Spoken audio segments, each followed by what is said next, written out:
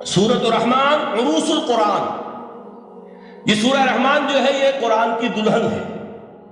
جیسے دلہن کو آپ خوشنما لباس پہناتے ہیں، آراستہ پیراستہ اس کو گہنے اور اس کو زیور پہناتے ہیں، تو جس طریقے سے سجاتے ہیں آپ دلہن کو، اللہ تعالیٰ نے ایک سورت قرآن مجید میں ایسی رکھی ہے سورہ رحمان کہ اسے خوب سجایا ہے۔ اس میں الفاظ کا در و بست، اس کا اپنا ایک ڈیوائن میوزک ہے۔ وہ تو اللہ تعالیٰ قراء جو ہے خاص طور پر مصر کے قراء، اللہ تعالیٰ ان پر رحمت نازل فرمائے، ان کی خطاؤں سے درگزر کرے۔ جس طرح قرآن کے انٹرنسک میوزک کو انہوں نے واضح کیا ہے، واقعہ یہ ہے کہ اگر یہ لوگ نہ ہوتے، شیخ عبد الباسط محمد عبد الصمد، شیخ محمود خلیل الحصری، یہ لوگ کہ جنہوں نے قرآن کے اس غنا میوزک، یہ لفظ جو ہے آپ حیران نہ ہو کہ میں یہ کچھ توہین کر رہا ہوں قرآن کی، حضور نے یہ لفظ استعمال کیا ہے، تغنو، اس قرآن کو اچھی سے اچھی خوشلحانی کے ساتھ پڑھو۔ من لم یتغن بالقرآن فلیس منا، جو قرآن کو بہتر سے بہتر انداز میں، اچھی سے اچھی آواز میں، خوشلحانی کے ساتھ پڑھنے کی کوشش نہیں کرتا، وہ ہم میں سے نہیں ہے۔ بلکہ ایک مرتبہ حضور رات کے وقت آپ گشت پر تھے اپنے ساتھیوں کے حالات معلوم کرنے کے لیے۔ حضرت ابو موسیٰ اشعری رضی اللہ تعالیٰ عنہ ایک صحابی ہیں، ان کے گھر کے پاس سے گزر ہوا، وہ رات کو تہجد پڑھ رہے تھے، کھڑے ہوئے کیف کے عالم میں قرآن تلاوت کر رہے ہیں۔ حضور کو بہت پسند آئی ان کی قرات، کافی دیر تک وہاں کھڑے سنتے رہے۔ اب انہیں کیا پتا کون سن رہا ہے، بالکل اسی طرح سمجھ لیجئے ایک بات یاد آئی ہے، حضور فرماتے ہیں کہ جس طرح کان لگا کر اللہ قرآن کو سنتا ہے کسی چیز کو نہیں سنتا۔ ہمیں نظر نہیں آتا نا، ہمیں معلوم نہیں، ہم قرآن پڑھ رہے ہیں تو سننے والا کون ہے؟ سب سے زیادہ کان لگا کر خود اللہ۔ یہاں اس لیے مجھے یاد آیا کہ ابو موسیٰ اشعری کو کیا پتا تھا کہ کون سن رہا ہے؟ وہ اپنی کیفیت میں نماز میں تہجد میں قرآن کی تلاوت کر رہے تھے، اور ظاہر بات ہے ان کے گھر ایکڑوں میں بنے ہوئے نہیں تھے، ایک ایک کمرہ، ایک ایک کوئی حجرہ، ایسے تو گھر تھے نا صحابہ کے، لہذا حضور پاس سے گزرے، آواز آئی، کافی دیر سنتے رہے۔ اس کے بعد آپ تشریف لے گئے، صبح فجر میں ملاقات ہوئی تو حضور نے تحسین کے انداز میں فرمایا، یا ابا موسیٰ انک قد اوتیت مزمارا من مزامیر آل داؤد، اے ابو موسیٰ تمہیں تو آل داؤد کے سازوں میں سے ایک ساز اللہ نے عطا فرما دیا ہے۔ جس طرح حضرت داؤد لہن داؤدی مشہور ہے کہ جب وہ پچھلے پہر رات کو حمد کے ترانے الاپتے تھے، قرآن میں ہے کہ پرندے شامل ہو جاتے تھے ساتھ، اور پہاڑ وجد میں آتے تھے، پہاڑ بھی ان کے ساتھ شریک ہوتے تھے۔ تو جس طرح کا اللہ نے ان کو لہن عطا فرمایا تھا، حضور نے تحسین کے انداز میں فرمایا، اے ابو موسیٰ اشعری اللہ نے تمہیں بھی آل داؤد کے سازوں میں سے ایک ساز عطا فرمایا۔ بہرحال قرآن مجید کا جو یہ میوزک ہے، قرآن کے الفاظ کا جو حسن ہے، جہاں تک حسن معنوی ہے وہ تو ہر لفظ میں ہے، لیکن یہ حسن ظاہری، حسن صوتی، حسن لفظی، یہ اپنے کلائمیکس پر آپ کو نظر آئے گا سورہ رحمان میں۔ لیکن قرآن میں یہ سورت اس اعتبار سے بھی ممتاز ہے، اس کی 4 آیات پر ذرا توجہ کریں گے، عجیب حقائق سامنے آئیں گے۔ جہاں یہ قرآن مجید کے حسن صوت اور حسن لفظی کی معراج ہے، وہیں اس کی پہلی 4 آیات میں 4 چوٹی کی چیزوں کا ذکر ہے، سب سے اونچی چیزیں۔ پہلی آیت کیا ہے؟ الرحمن، ایک آیت ہو گئی۔ رحمان کیا ہے؟ اللہ کا نام ہے۔ کبھی آپ نے غور کیا اللہ کے ناموں میں سب سے پیارا نام کون سا ہوگا؟ رحمان۔ کیوں؟ اس کا مادہ کیا ہے؟ رحمت۔ ہمیں سب سے بڑھ کر جس چیز کی ضرورت ہے وہ کیا ہے؟ رحمت خدا بندی۔ نام اچھی طرح سن لیجئے اس حضور کے قول کو۔ حضور فرماتے ہیں کوئی شخص جنت میں مجرد اپنے عمل کی بنیاد پر داخل نہیں ہو سکے گا جب تک کہ رحمت خدا بندی دستگیری نہ کرے۔ کسی صحابی نے بڑی ہمت اور جرأت کا ثبوت دیا کہ پوچھ لیا، کیا حضور آپ بھی؟ جب آپ نے فرمایا کوئی شخص داخل نہیں ہو سکتا جنت میں محض اپنے عمل کی بنیاد پر جب تک کہ رحمت خدا بندی جو ہے وہ دستگیری نہ فرمائے، پوچھا گیا کیا آپ بھی؟ آپ نے فرمایا ہاں میں بھی۔ آپ انداز کیجئے کہ اگر محمد الرسول اللہ بھی رحمت خدا بندی کے ضرورت مند ہوں تو تاب دیگرہ چہ رسد، ہماری تو سب سے بڑی ضرورت رحمت خدا بندی ہے۔ اب یہ رحمت جو ہے قرآن مجید میں اللہ تعالیٰ کی یہ شان 2 الفاظ کے ذریعے سے آتی ہے، رحیم اور رحمان، اور کوئی مادہ نہیں ہے جس سے 2 نام بنتے ہوں اللہ کا، لیکن یہ مادہ ہے واحد رحمت کا کہ جس سے رحمان بھی ہے رحیم بھی ہے۔ رحیم صفت مشبہ ہے، رحمت دائم ہو جائے گی، مستقل ہوگی تو رحیم کہیں گے۔ اور رحمان، اس میں رحمت کی ہے وہ شان ہے کہ جیسے ٹھاٹھے مارتا ہوا سمندر ہو، ہیجان کی کیفیت، طوفانی کیفیت، رحمت خداوندی کا طوفانی جوش، وہ ہے رحمان۔ آپ تو رہتے اس علاقے میں ہیں، آپ کو معلوم ہے عرب اگر بھوکا مرا جا رہا ہو تو کیا کہے گا؟ انا جوعان۔ پیاسا مرا جا رہا ہو انا عطشان۔ بہت غضبناک ہوگا غضبان، غضبان آصفہ قرآن میں آیا ہے، بہت غضبناک۔ رحمان، جس کی رحمت جو ہے جوش میں ہے، ٹھاٹھے مارتے ہوئے سمندر کے مانند۔ تو یہ اللہ تعالیٰ کے ناموں میں سب سے پیارا نام۔ اب آگے چلیے، الرحمن علم القرآن، رحمان نے قرآن سکھایا۔ رحمت خداوندی کا سب سے بڑا مظہر، رحمان کی رحمانیت کا سب سے بڑا مظہر قرآن ہے۔ ان میں جو منطقی ربط ہے اس کو سمجھتے جائیے۔ اچھا آپ یہ سوچئے، جو علم بھی انسان کو حاصل ہوا وہ کس نے دیا؟ اللہ نے۔ سائنس کا علم کس نے دیا؟ اللہ نے۔ علم آدم الاسماء کلہا، وہ علم الاسماء جو حضرت آدم کو دے دیا گیا تھا ازل میں، یہ اسی کا ظہور ہے، یہ اسی کی ایکسفولیشن ہے جو ہو رہی ہے اور ہوتی رہے گی ابھی۔ اور دوسرے علم ہے وہ کس نے دی؟ اللہ نے دی۔ لا یحیطون بشیء من علمہ الا بما شاء، مخلوق میں سے کوئی اللہ کے علم میں سے کسی شے کا احاطہ نہیں کر سکتا مگر وہ جتنا اللہ دینا چاہے۔ لیکن یہ کہ تمام علوم میں چوٹی کا علم قرآن، نوٹ کرتے جائیے، چوٹی کی چیزیں جمع کیجیے۔ اللہ کے ناموں میں چوٹی کا نام رحمان، اللہ نے جو کچھ انسان کو سکھایا اس میں چوٹی کا علم قرآن۔ خلق الانسان، انسان کو پیدا فرمایا۔ سوال یہ کہ حیوانات کو کس نے پیدا فرمایا؟ آسمان کس نے پیدا کیا؟ زمین کس نے پیدا کی؟ فرشتے کس نے پیدا کیے؟ کیا مطلب خلق الانسان؟ اس کی تمام مخلوقات میں اس کا کلائمیکس، اس کی تخلیق کی معراج، اس کے تخلیق کا نقطہ عروج انسان ہے۔ یہ ہے کہ جو مسجود ملائک بنا ہے۔ وَلَقَدْ كَرَّمْنَا بَنِي آدَمَ وَحَمَلْنَاهُمْ فِي الْبَرِّ وَالْبَحْرِ وَرَزَقْنَاهُمْ مِنَ الطَّيِّبَاتِ وَفَضَّلْنَاهُمْ عَلَى كَثِيرٍ مِّمَّنْ خَلَقْنَا تَفْضِيلًا۔ تو تخلیق میں سب سے اونچی تخلیق انسان کی، علموں میں سب سے اونچا علم قرآن کا، اللہ کے ناموں میں سب سے اونچا نام رحمان۔ لیکن وہ ذات باری تعالیٰ سے جدا ہے، یہ بھی نہیں کہہ سکتے کہ اس کی ذات کا جزو لا ينفک ہے۔ کچھ اسی طرح کا تعلق ہے قرآن مجید کا ذات باری تعالیٰ کے ساتھ، لیکن یہ مسئلہ قرآن مجید میں خود بیان ہوا، اور سورہ حشر کی آیت میں تو یہ فرمایا گیا، اللہ تعالیٰ نے اپنے اس کلام کی عظمت کو یوں بیان کیا، وہ عظمت کما ہیا، جیسے کہ وہ فی الواقع ہے، اور جس کا کہ گویا کہ پورا ادراک ہمارے لیے اپنی بہت سی محدودیتوں کی وجہ سے ممکن نہیں ہے۔ لیکن ایک تمثیل کے پیرائے میں سمجھایا، لو انزلنا هذا القرآن على جبل لرأيته خاشعا متصدعا من خشية الله وتلك الأمثال نضربها للناس لعلهم يتفكرون۔ اگر ہم نے اس قرآن کو کسی پہاڑ پر اتار دیا ہوتا تو تم دیکھتے کہ وہ دب جاتا اور پھٹ جاتا اللہ کے خوف سے۔ اور یہ مثالیں ہیں جو ہم لوگوں کے لیے بیان کرتے ہیں تاکہ وہ غور کریں، تدبر کریں، سمجھیں۔ ما لا یدرک کلہ لا یدرک کلہ، اگرچہ بتمام و کمال عظمت قرآن کا فہم ان کے لیے ممکن نہیں ہے، لیکن کسی درجے میں تو کچھ انعکاس اس کا ہو جائے، کچھ اندازہ ہو جائے، انسان اپنی ذہنی سطح کے اعتبار سے، اس کی مناسبت سے کسی درجے میں عظمت قرآن کا اندازہ کر لے، تو اللہ تعالیٰ کے ان الفاظ کو سامنے رکھے کہ لو انزلنا هذا القرآن على جبل لرأيته خاشعا متصدعا من خشية الله۔ اب اس آیت کو سمجھنے کے لیے سورہ اعراف کی آیت نمبر 143 کو سمجھنا ہوگا، اسی اصول کے تحت کہ القرآن یفسر بعضہ بعضا، قرآن کا ایک حصہ دوسرے حصے کی تشریح کرتا ہے۔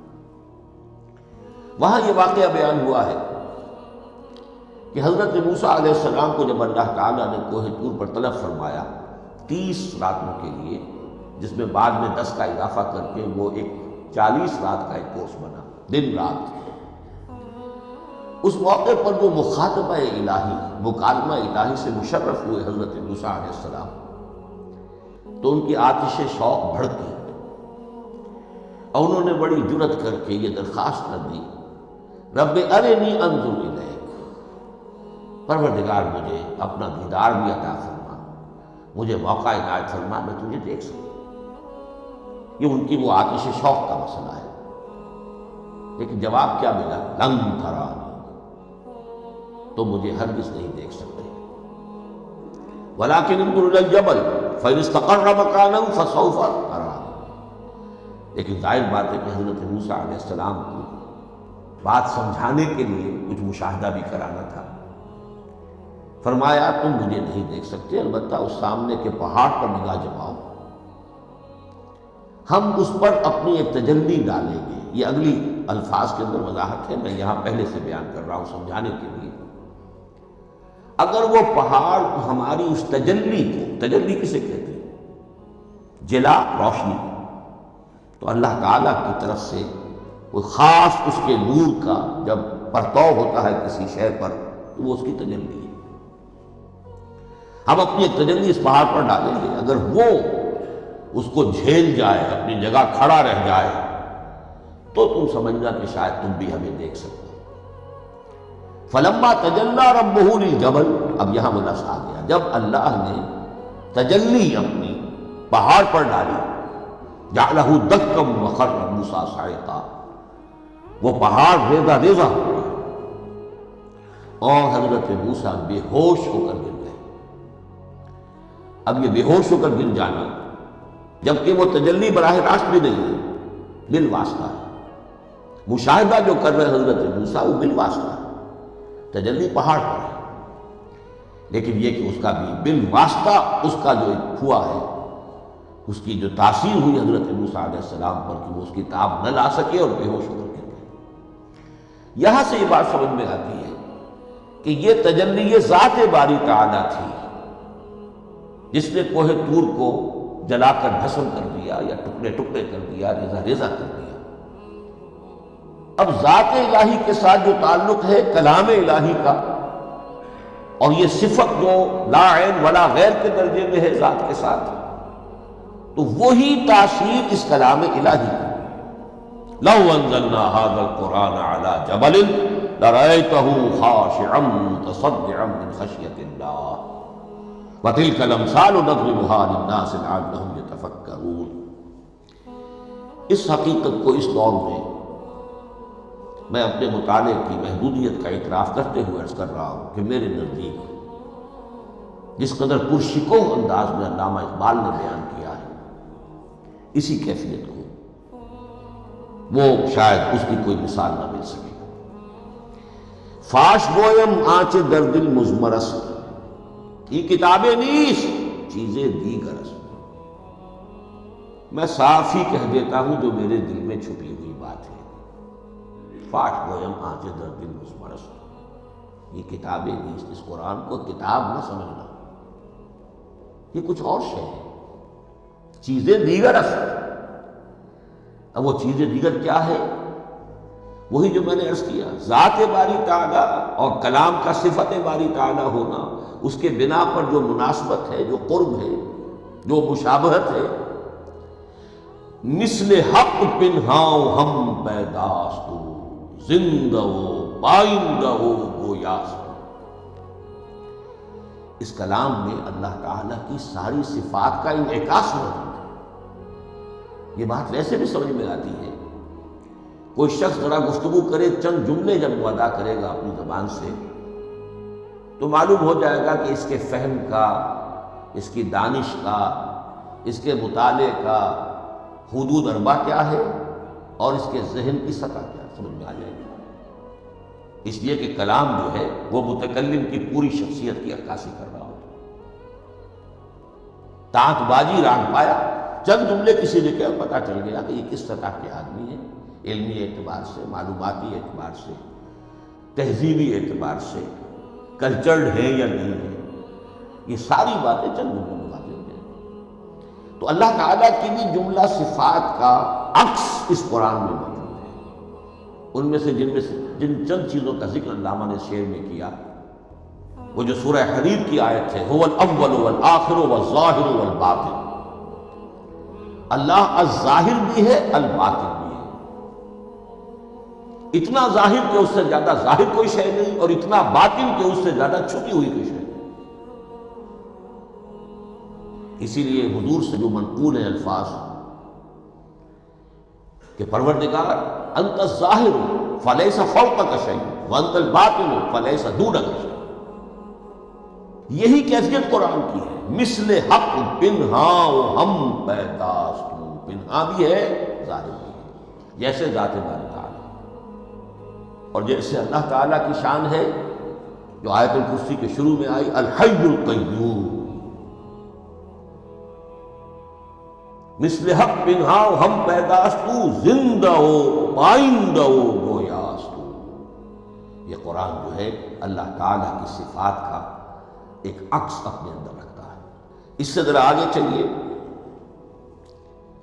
کلام کے بارے میں۔ اب کلام الہی ظاہر بات ہے کہ صفت ہے، اور صفت قدیم ہے، اللہ کی صفات حادث نہیں ہے، اللہ کی ذات بھی قدیم ہمیشہ سے، اور اس کی صفات بھی قدیم ہمیشہ سے۔ اور یہ جو کلام الہی ہے، ظاہر بات ہے کہ یہ جو ہماری زبان کے حروف و اصوات ہیں، کلام الہی تو ان سے منزہ ہے، مبرہ ہے، ماورا ہے، اعلیٰ ہے، عرفہ ہے۔ ہماری زبانوں کے حروف و اصوات، الفابیٹس جگہ جگہ تبدیل ہو جائیں گے، انگریزی کے کچھ اور ہیں، اردو کے کچھ اور ہیں، عربی کے کچھ اور ہیں۔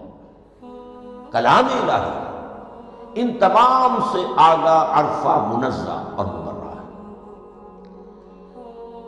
یہ کلام الہی جب بھی نازل ہوا ہے، ظاہر بات ہے حضرت موسیٰ پر اگر کتاب اتاری گئی، وہ بھی علم الہی سے آئی، لیکن وہ عبرانی زبان میں آئی۔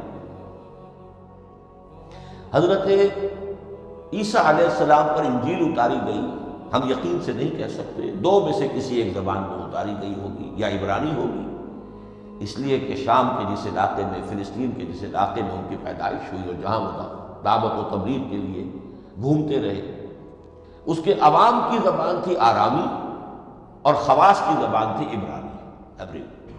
تو یا تو وہ بھی تورات کی طرح عبرانی ہی میں نازل ہوئی تھی، یا آرامی میں ہوگی، لیکن اب کوئی نسخہ نہ ہیبریو کا، کوئی قدیم نسخہ دنیا میں موجود ہے، نہ آرامی کا۔ جو سب سے پرانا نسخہ ملتا ہے انجیل کا، وہ اس کا ترجمہ ہے، لیٹن زبان کا ترجمہ ہے، یا گریک ترجمہ ہے، اصل کوئی نہیں۔ بہرحال جب وہ کلام الہی محمد الرسول اللہ پر نازل ہوا، اب اس میں حروف و اصوات کا وہ جامع پہنا کہ جو عربی زبان کے ہیں۔ یہی وجہ دیکھیے، میں نے جو آیت سورہ حامیم، یہ جو سلسلہ سور ہے، اس میں سے سورہ زخرف کی آیت جو میں نے آپ کو سنائی، حامیم والکتاب المبین انا جعلناہ قرآنا عربیا لعلکم تعقلون، ہم نے بنا دیا ہے اپنے اس کلام کو قرآن عربی، اس کو عربی حروف و اصوات کا جامع ہم نے پہنا دیا ہے، انا جعلناہ قرآنا عربیا لعلکم تعقلون، کہ چونکہ مخاطب اول جو قوم تھی امیین، ان کی زبان عربی تھی، لعلکم تعقلون، تاکہ تم اس کو سمجھ سکو۔ اب اس سے آگے چلیے، اصل قرآن مجید کے 3 مقامات سے معلوم ہوتا ہے، اصل قرآن اللہ کے پاس ہے۔ یہ قرآن جو ہمارے پاس ہے، مصحف ہے، مصحف عثمان رضی اللہ تعالی عنہ، یہ اس قرآن کی مصدقہ نقل ہے۔ اصل قرآن کہاں ہے؟ ایک جگہ فرمایا بل ہوا قرآن مجید فی لوح محفوظ، لوح محفوظ میں ہے اصل قرآن کا۔ اسی طریقے سے اسی سورہ زخرف کی اگلی آیت کیا ہے؟ ہم نے اسے عربی قرآن بنا کر اتارا، لیکن اصل قرآن کیا ہے؟ وَإِنَّهُ فِي أُمِّ الْكِتَابِ لَدَيْنَا لَعَلِيٌّ حَكِيمٌ، حقیقت میں تو یہ ام الکتاب میں ہے جو ہمارے پاس ہے، اور علی ہے بہت بلند، حکیم بڑی حکمت والا، یا محکم مضبوط۔ حکیم کے دونوں معنی ہیں۔ استحکام بھی اسی ہے کاف اور میم کے مادے سے بنا ہے، کسی شے کا پختہ ہو جانا، مضبوط ہو جانا۔ اور عقل کی پختگی وہ حکمت ہے، وہ دانائی ہے۔ اس اعتبار سے نوٹ کیجئے اصل قرآن کہاں ہے؟ لوح محفوظ میں۔ اصل قرآن کہاں ہے؟ ام الکتاب میں۔ اسی کو کہا گیا ہے ایک اور مقام پر، فی صحف مکرمۃ مرفوعۃ مطہرۃ بأیدی سفرۃ کرام بررہ۔ یہ قرآن، اصل قرآن تو بڑے صحیفوں میں، ان صحیفوں میں ہے، ان صفحات میں ہے، ان اوراق میں ہے، جس کی شان کیا ہے؟ مکرمۃ، ان کی انتہائی تعظیم کی جاتی ہے، مطہرۃ، نہایت پاک صحیفے، فی صحف مکرمۃ مرفوعۃ، بلند و بالا، مطہرۃ بأیدی سفرۃ کرام بررہ، ان فرشتوں کے ہاتھ میں جو بہت باعزت، بہت اونچے درجے کے، ان کے ہاتھوں میں وہ لوگ ہیں کہ جن کی تحویل میں ہے یہ کلام پاک، فی صحف مکرمۃ مرفوعۃ مطہرۃ بأیدی سفرۃ کرام بررہ۔ اب اسی کو بیان کیا ہے سورہ واقعہ میں، فلا اقسم بمواقع النجوم، تو نہیں، میں قسم کھاتا ہوں ستاروں کے ڈوبنے کی جگہ کی۔ وَإِنَّهُ لَوْ تَعْلَمُونَ لَقَسَمٌ عَظِيمٌ، وَإِنَّهُ لَقَسَمٌ لَوْ تَعْلَمُونَ عَظِيمٌ، اور اگر تم جان سکتے تو یہ بہت بڑی قسم ہے جو ہم نے کھائی ہے، بہت بڑی گواہی ہے جو ہم نے پیش کی۔ اب تدریجاً اس کا انکشاف ہو رہا ہے۔ یا آج جو تصور ہے بلیک ہولز کا، اس سے کچھ اندازہ ہوتا ہے یہ ستارے کہاں ڈوب جاتے ہیں، بڑے بڑے ستارے نسیم منسیہ ہو جاتے ہیں، ستارے نہیں، پوری گیلیکسیز اس میں گم ہو جاتے ہیں، وہ مقبرے ہیں بڑی بڑی گیلیکسیز کے۔ فلا اقسم بمواقع النجوم وانه لقسم لو تعلمون عظیم انه لقرآن کریم، یہ قرآن ہے بہت باعزت، فی کتاب مکنون، اور یہ اس کتاب میں جو چھپی ہوئی ہے۔ یہ لؤلؤ مکنون کا لفظ آتا ہے قرآن مجید میں، جیسے موتی ہوتے ہیں انہیں چھپا کر رکھا جاتا ہے ڈبیوں میں، مخملی ڈبیوں کے اندر موتیوں کو، اسی طریقے سے فی کتاب مکنون، لا یمسہ الا المطہرون، وہ صحیفے بھی بہت مطہرہ تھے اور ان کو چھو نہیں سکتے مگر وہی جو انتہائی پاک ہیں، ملائکہ مقربین، جن کے قریب سے بھی ہو کر معصیت یا گناہ کا کوئی تصور تک نہیں گزر سکتا، وہ ہیں جو اس کو چھوتے ہیں، ان کے ہاتھوں میں ہے، ان کی تحویل میں ہے۔ یہ ہے وہ چیزیں کہ جس سے اندازہ ہوا کہ اصل قرآن کہاں ہے۔ یہ جو ہمارے پاس ہے در حقیقت یہ نقل مطابق اصل ہے، مصدقہ نقل ہے۔ اب اس میں آپ سے عرض کر دوں کہ ایک بہت خوبصورت بات ہمیں جو ملتی ہے، تورات میں جو استثناء، جو صفر استثناء ہے، ڈیوٹرانومی، اس کے 18ویں باب میں 18ویں 19ویں آیات جو ہیں اس میں ذکر موجود ہے، میں ان کے لیے انہی کے بھائیوں میں سے تیری مانند ایک نبی برپا کروں گا۔ اللہ تعالیٰ کلام فرما رہے ہیں یہاں حضرت موسیٰ علیہ السلام سے، آج بھی موجود ہے اولڈ ٹیسٹمنٹ، ڈیوٹرانومی یا کتاب استثناء، صفر استثناء، اس کا 18واں باب، اس کی 18ویں 19ویں آیات، جب چاہے جا کر دیکھیں۔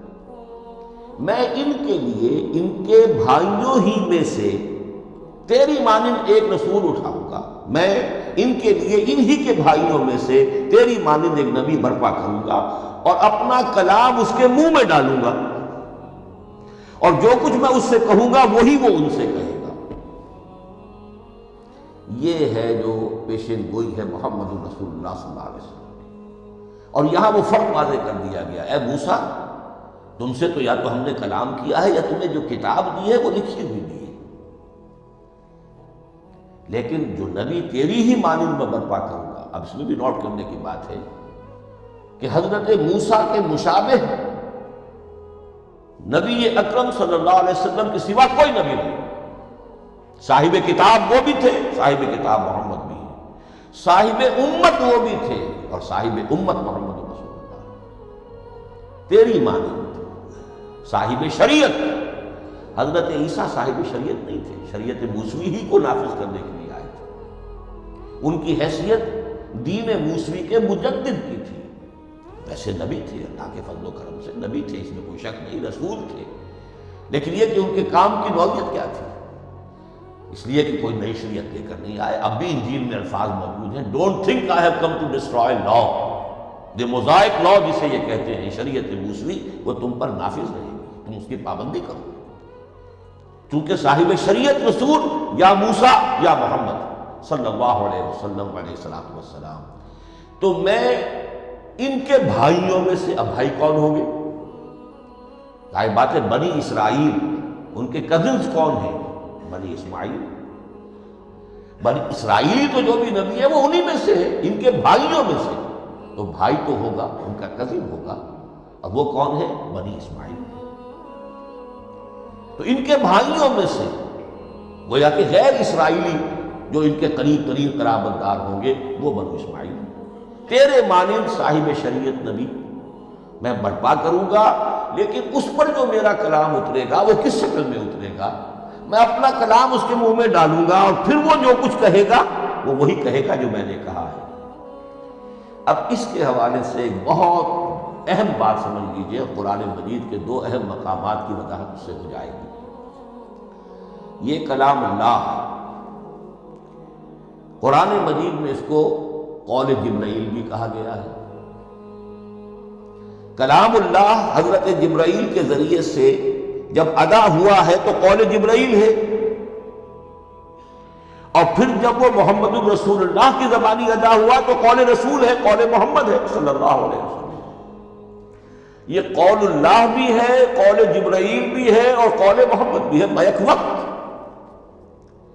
یہ بات دیکھیے سورۃ تکویر، اذا الشمس كورت، انه لقول رسول کریم ذی قوت عند ذی العرش مکین مطاع ثم امین وما صاحبکم بمجنون. یہ یہاں پر حضرت جبرائیل کا ذکر ہو رہا ہے. وما ہوا بقول شیطان الرجیم. محمد تک اس قرآن کو لانے والا تو وہ بلند پائے کا فرشتہ ہے، یہ کوئی شیطان رجیم نہیں ہے. اس لیے کہ مکے والوں نے کہہ دیا تھا ہو سکتا ہے کوئی بدروح آئی ہو محمد پر، اور اس بدروح نے کوئی الٹی سیدھی بات سکھا دی ہو. نہیں، انہ لقول رسول کریم. یہاں رسول کریم کون ہے؟ حضرت جبرائیل. انہ لقول رسول کریم ذی قوت عند ذی العرش مکین، بڑی قوت والا اور جس کا بڑا اونچا مقام اور مرتبہ ہے عرش والے کے قریب. ذی قوت عند ذی العرش مکین مطاع ثم امین. وہ فرشتوں کے مطاع ہیں، فرشتے ان کی اطاعت کرتے ہیں، فرشتوں کے سردار ہیں، اور پھر ساتھ ہی پورے امین ہیں. جبرائیل امین یہ ہم لفظ استعمال کرتے ہیں. اور اس کے بعد آگے جا کے فرمایا وما ہوا بقول شیطان الرجیم، یہ کسی شیطان رجیم کا قول نہیں ہے. اب یہاں اس سورہ تکویر میں قرآن کو قول جبرائیل قرار دیا، لیکن سورۃ الحاقہ میں چلیے اس کی آخر میں آتا ہے انہ لقول رسول کریم وما ہوا بقول شاعر قلیلا ما تؤمنون ولا بقول کاہن قلیلا ما تذکرون تنزیل من رب العالمین. یہاں اب رسول کریم سے مراد محمد رسول اللہ صلی اللہ علیہ وسلم. یہ کسی شاعر کا قول نہیں ہے، کسی کاہن کا قول نہیں ہے، یعنی جس کے زبانی یہ قرآن لوگوں کے سامنے آ رہا ہے. جبرائیل کا قول ہو کر تو محمد پر نازل ہوا صلی اللہ علیہ وسلم، لیکن اب لوگوں کے سامنے وہ قول محمد بن کر آ رہا. انہ لقول رسول کریم وما هو بقول شاعر قلیلا ما تؤمنون ولا بقول کاہن قلیلا ما تذکرون تنزیل من رب العالمین۔ تو قرآن مجید کلام اللہ ہے، پھر وہ قول جبرائیل بنا جب جبرائیل نے آ کر محمد کو سنایا، اور پھر وہ قول محمد بنا جب محمد کی زبان مبارک سے لوگوں نے اسے سنا، اہل عرب نے سنا، اور پھر بات پھیلتی چلی گئی۔ اب آخری بحث اس موضوع پر جو ہے وہ یہ ہے، کلام الہی کی 3 صورتیں ہیں جو قرآن مجید میں سورہ شورى کی آیت نمبر 51 میں بیان ہوئی۔ وما كان لبشر ان يكلمه اللہ، کسی بشر، کسی انسان کی یہ حیثیت نہیں ہے، مقام نہیں ہے کہ اللہ اس سے کلام کرے۔ یہ نہیں کہا کہ اللہ کے لیے ممکن نہیں ہے، نہیں، اللہ کے لیے تو ہر شے ممکن ہے، لیکن کسی بشر کا یہ مقام نہیں ہے کہ اللہ اس سے کلام کرے۔ مخلوق ہے، بشر ہے۔ ما كان لبشر ان يكلمه اللہ الا اب 3 شکلیں آئیں، الا وحیا او من وراء حجاب او یرسل رسولا فیوحی باذنہ ما یشاء انہ علی حکیم۔ 3 صورتیں ہیں کلام الہی کی، یا تو براہ راست اللہ وحی کرتا ہے بغیر کسی فرشتے کی درمیان میں ذریعہ بنائے ہوئے، اسی کا نام الہام ہے، اسی کا نام تحدیث ہے۔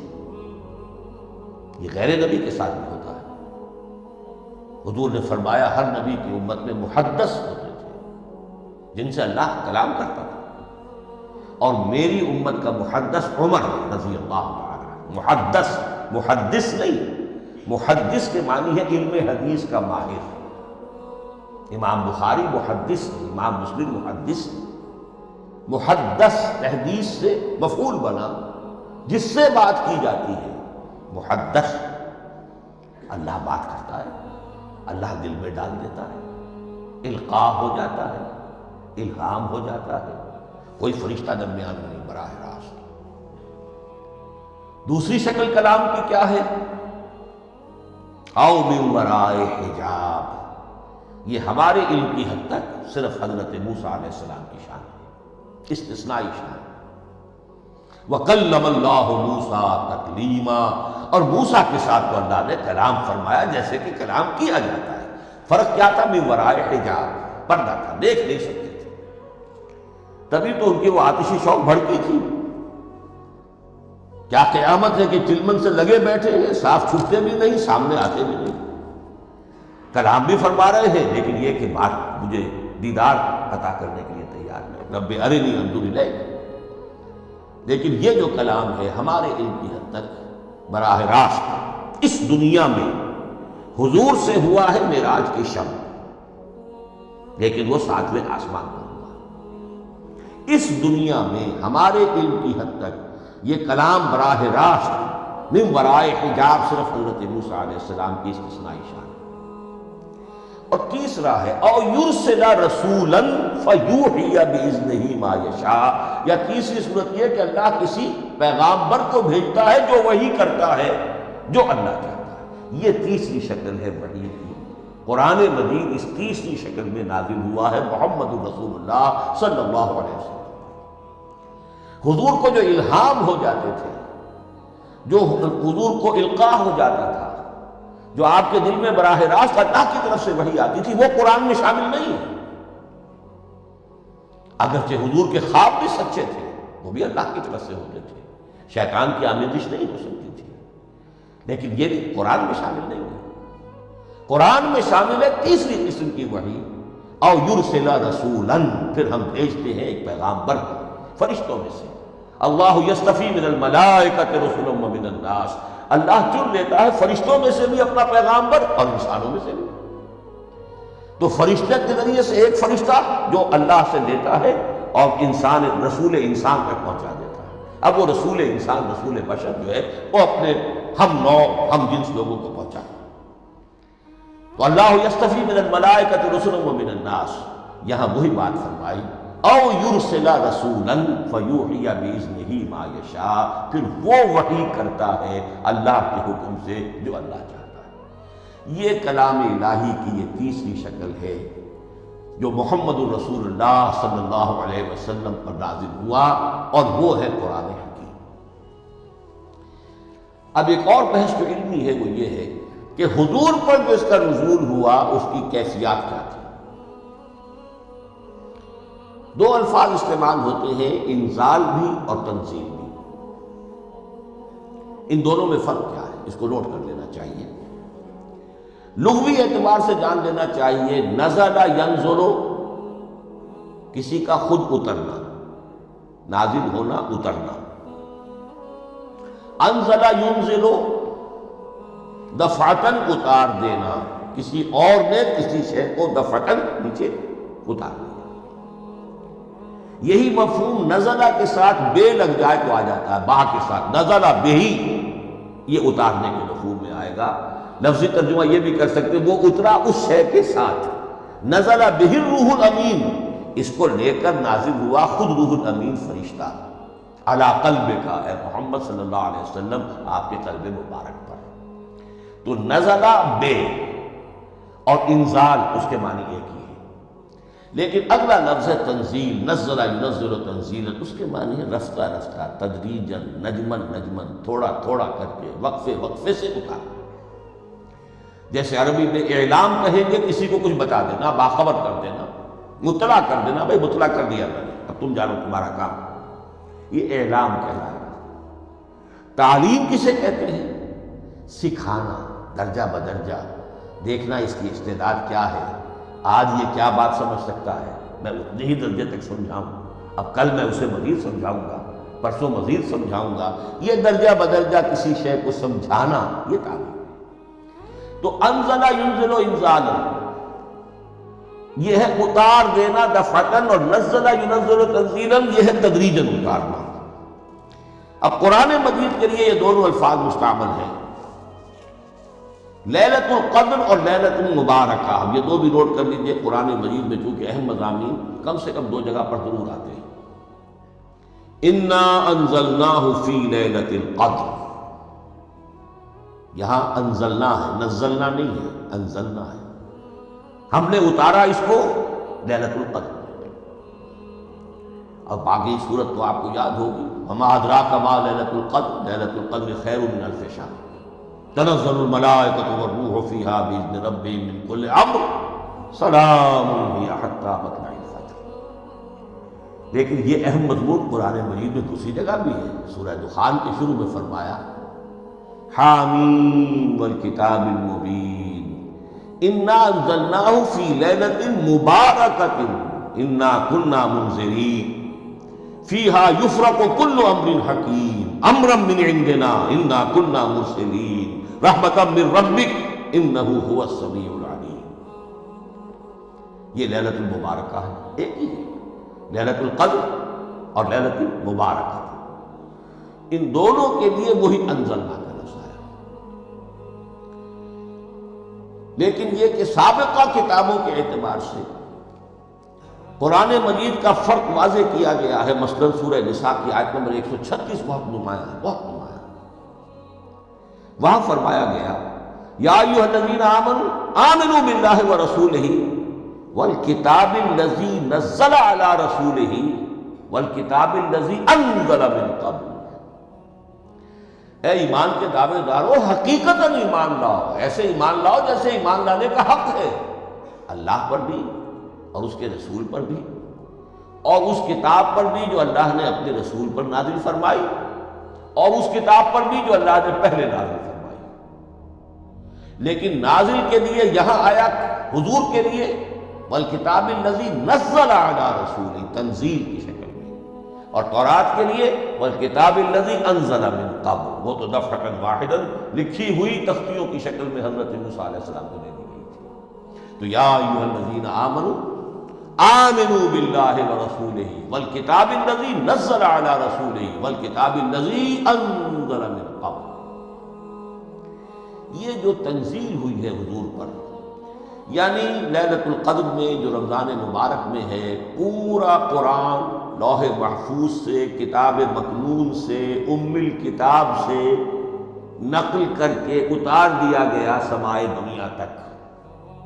پہلا آسمان جسے ہم کہتے ہیں سمائے دنیا، وہ آسمان جو قریب ترین ہے دنیا کے، وہاں سے اب یہ درجہ بدرجہ تھوڑا تھوڑا، چند آیتیں، چند سورتیں، پھر آیتیں، پھر سورتیں، یہ نازل ہوا محمد الرسول اللہ صلی اللہ علیہ وسلم پر۔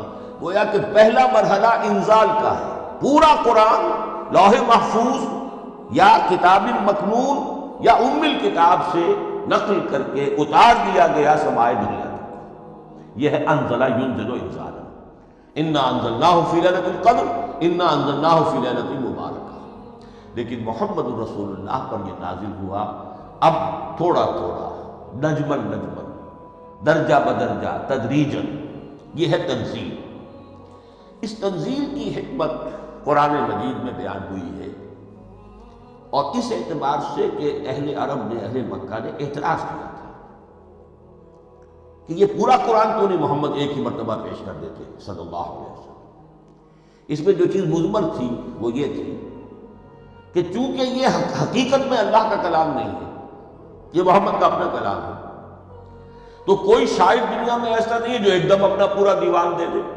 وہ تو ساری عمر میں تھوڑا تھوڑا، آج غزل کہی، کل قصیدہ کہا، پرسوں کچھ اور کہا، پھر وہ جمع ہوتا ہے تو وہ دیوان بنتا ہے۔ اسی طریقے سے تو یہ کر رہے ہیں۔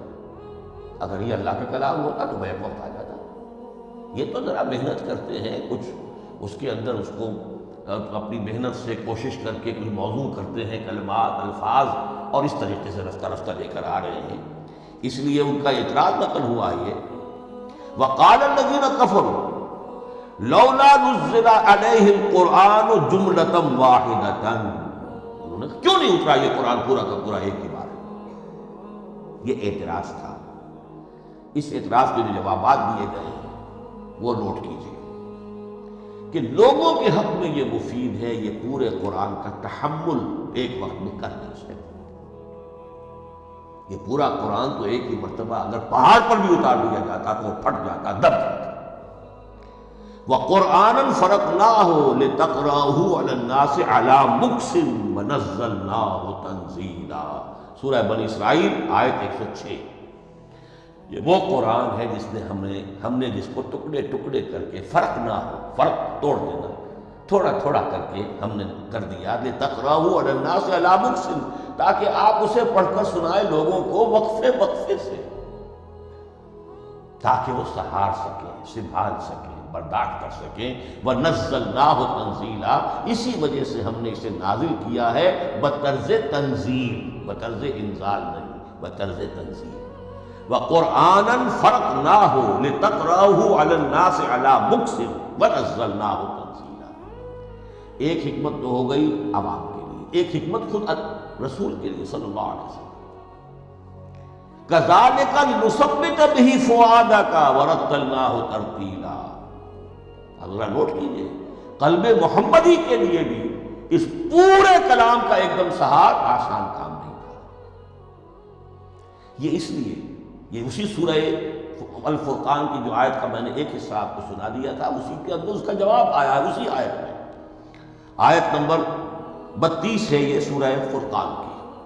وَقَالَ الَّذِينَ كَفَرُوا لَوْلَا نُزِّلَ عَلَيْهِ الْقُرْآنُ جُمْلَةً وَاحِدَةً، یہ اعتراض ہے۔ جواب کیا ہے؟ كَذَلِكَ لِنُثَبِّتَ بِهِ فُؤَادَكَ، ہم نے یہ اس لیے کیا ہے نبی کہ اس کے ذریعے سے آپ کے دل کو ٹھہراؤ اور جماؤ عطا کریں۔ یہ ایک دم اس کا اتر جانا، اِنَّا سَنُلْقِي عَلَيْكَ قَوْلًا ثَقِيلًا، بڑا بھاری بوجھ ہے، ناقابل برداشت ہے، تاکہ رفتہ رفتہ آپ کا دل، اس کے اندر تقویت بڑھتی چلی جائے، اس کے اندر اور اس کا تحمل جو ہے، اس کی صلاحیت بڑھتی چلی جائے۔ كَذَلِكَ لِنُثَبِّتَ بِهِ فُؤَادَكَ وَرَتَّلْنَاهُ تَرْتِيلًا، اسی لیے ہم نے تھوڑا تھوڑا کر کے نازل کیا ہے۔ وَلَا يَأْتُونَكَ بِمَثَلٍ إِلَّا جِئْنَاكَ بِالْحَقِّ وَأَحْسَنَ تَفْسِيرًا، ساتھ ہی فرمایا کہ یہ لوگ جو بھی اعتراض کریں گے ہم اس کا جواب بھی اور بہترین تعویل بھی آپ کو دے دیں گے۔ اب اگلی بحث یہ ہے کہ قرآن کب اور کہاں نازل ہوا، یہ عام معلوماتی شے ہے، اس میں کوئی پیچیدگی نہیں ہے۔ لیکن اس کی اہمیت ہے بہت ضروری ہے، وہ میں انشاءاللہ اگلی بحث میں جب کہ قرآن کے سمجھنے کے جو اصول ہیں ان کو بیان کروں گا تو وضاحت سے بات آئے گی۔ یہ کہ یہ عام معلومات کی ایک ہمارے ذہن میں خاکہ رہنا چاہیے، زمان و مکان کا کیا رشتہ ہے قرآن کے ساتھ۔ قرآن نازل کب ہوا؟ ہمارا چونکہ عام طور پر جو معمول ہے، ہم تو جو کرسچین ایرا ہے اس کے حوالے سے ہمارے ذہن کے اندر سارا حساب کتاب ہے، تو سن 610 عیسوی سے لے کر 632 عیسوی تک شمسی حساب سے 22 سالوں میں قرآن نازل ہوا۔ 571 حضور کی ولادت کا سال ہے، 571 عیسوی۔ 610 میں آپ 39 سال کے ہوئے، لیکن قمری حساب سے 40 کے ہو چکے۔ 610 میں قرآن کی تنزیل شروع ہوئی اور 632 میں آپ کا انتقال ہوا۔ 22 برس زمانی اعتبار سے نقشہ ذہن میں رکھیے، اور اسے ہم اگر دوسرے حساب سے کہیں گے تو عام الفیل، وہ جو ابرہہ آیا تھا بیت اللہ کو ڈھانے کے لیے، وہ سال عربوں میں بہت مشہور ہو گیا تھا، اور وہی سال حضور کی ولادت تھا، تو عام الفیل ہی میں حضور کی ولادت ہوئی، لہذا 40 عام الفیل میں قرآن مجید کا نزول شروع ہوا، اور 11 ہجری تک یہ 23 برس بنتے ہیں قمری حساب سے۔ ایک رائے یہ بھی ہے کہ قرآن کا نزول 20 برس میں ہوا ہے، اور اس میں وضاحت یہ ہے کہ پہلے 3 سال اللہ تعالیٰ نے ایک فرشتے کو، حضرت اسرافیل علیہ السلام کو مامور کیا تھا حضور کی تعلیم پر۔ دنیاوی اعتبار سے حضور نے کوئی تعلیم حاصل نہیں کی، آپ امی تھے،